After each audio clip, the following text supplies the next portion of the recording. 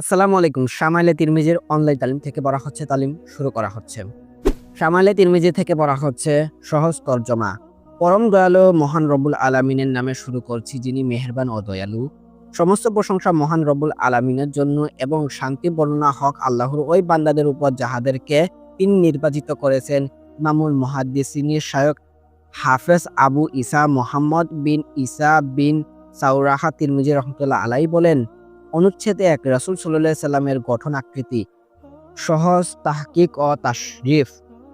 কোন শাস্ত্রে আশাখু, কোন শাস্ত্রে অগাধ ব্যুৎপত্তির অধিকারী বিজ্ঞ পণ্ডিত, এমনকি তিনি তরুণও হতে পারেন। এখানে হাফেজ হাদিস উদ্দেশ্য হাফেজ কুরআন নয়। অবশ্য ইমাম তিরমিজি রহমতুল্লাহ আলাইহি হাফেজ কুরআন এবং হাফেজ হাদিস দুটি ছিলেন। আর হাদিস শাস্ত্রের পরিভাষায় যায়, ১,০০,০০০ হাদিস সনদসহ মুখস্থ থাকে তাকে হাফেজ হাদিস বলা হয়। আবু ঈসা এর সাধারণ অর্থ ঈসার পিতা।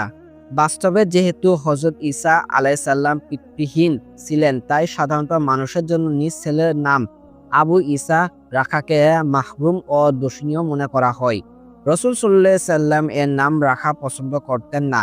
তবে সন্তানের জন্মের পূর্বেই এ নাম রাখা দোষণীয়, নতুবা পরবর্তীতে কারণ এ নাম কিংবা ডাক নামে প্রসিদ্ধ হয়ে গেলে তাতে কোনো অসুবিধা নেই। গোটা বিশ্বের উলামা ও মুহাদ্দিসিন একরামের ইমাম তিরমিজি রহমতুল্লাহ আলাইহিকে আবু ঈসা নামে স্মরণ করে থাকেন, কারণ তিনি এ নামে প্রসিদ্ধ লাভ করেছেন। এতে দোষের কিছু নেই।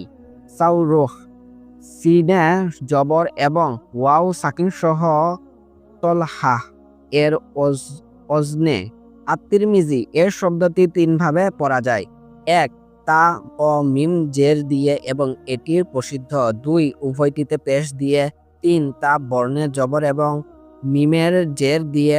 তিরমিজি হল জাইহুন নদীর অববাহিত অবস্থিত একটি প্রাচীন নগরী। এখানে বহু উলামা একরাম জন্মগ্রহণ করেছেন। ইমাম তিরমিজি রহমতুল্লাহ আলাইহি ২৭৯ হিজরি সনে সেখানে ইন্তেকাল করেন এবং এ নামে খ্যাতি লাভ করেন।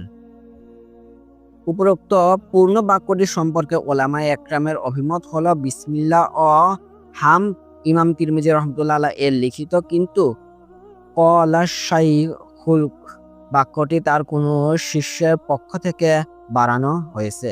আরেক বর্ণনার মধ্যে পূর্ণ ইবারতরি স্বয়ং মুসান্নিফ রহমতুল্লাহ আলাইহি এর লিখিত। এখানে আল হাফিজু আশ-শায়খ শব্দ বলা হয়েছে বাস্তবতা প্রকাশের লক্ষ্যে। স্বয়ং ইমাম সাহেবই তা তুলে ধরেছেন। এতে গর্ব করার উদ্দেশ্য নয়, বরং মূল ঘটনা বিবরণ মাত্র। অপর এক বর্ণনা থেকে মতে ইমাম তিরমিজি রহমতুল্লাহ আলাইহি এর লিখিত ইবারত কদ ক্বালা আবু ঈসা, তার শাগরেদরা সমর্থনে আশ-শায়খুল হাফিজু বাড়িয়ে দিয়েছেন। বাবুন, উদ্দেশ্যস্থলে পৌঁছানোর মাধ্যমে অথবা কোথাও প্রবেশ দ্বারা কোনো বিষয়ের সূচনাতে বা কোনো বিষয় শুরু করার পূর্বে বা স্থাপনের রীতি এবং এর ব্যবহার তাবেঈনদের কিরামের যুগ থেকে শুরু হয়েছে, যেমনটি বলেছেন সুনানে আবু দাউদের ব্যাখ্যাতে। আর মোহাম্মদ আলী কারি রহমতুল্লাহ আলাইহি বলেন, শব্দের ব্যবহার রীতি নিম্ন সংরূপ। শব্দটি জিনিস পর্যন্ত, শব্দটি বা শ্রেণী পর্যন্ত, আর শব্দটি সনাফ বা প্রকারের পর্যায়ে।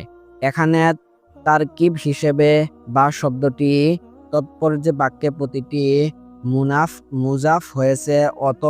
অবশ্য শব্দটিতে তানভিন দিয়েও পড়া যায়। এমন অবস্থায় এটি উক্ত মুত্তাদা এর খবর হবে। শব্দটি খ বর্ণে পেশ লাম সাকিন, তখন অর্থ হবে বিজ্ঞানসম্মত সঠিক ধারণা অথবা এটি থেকে আরেকটি জিনিস আবিষ্কার ও জিনিস করা। এখানে উদ্দেশ্য বাহিক আকার আকৃতি ও অভ্যাস। আর খ এবং লামের পেশ দিয়ে অর্থ হবে স্বভাব চরিত্র অন্তরীণ গুণাবলী, যেমন আয়াতে কারিমে এসেছে, ইন্নাকা লা আলা খুলুকিন আযীম।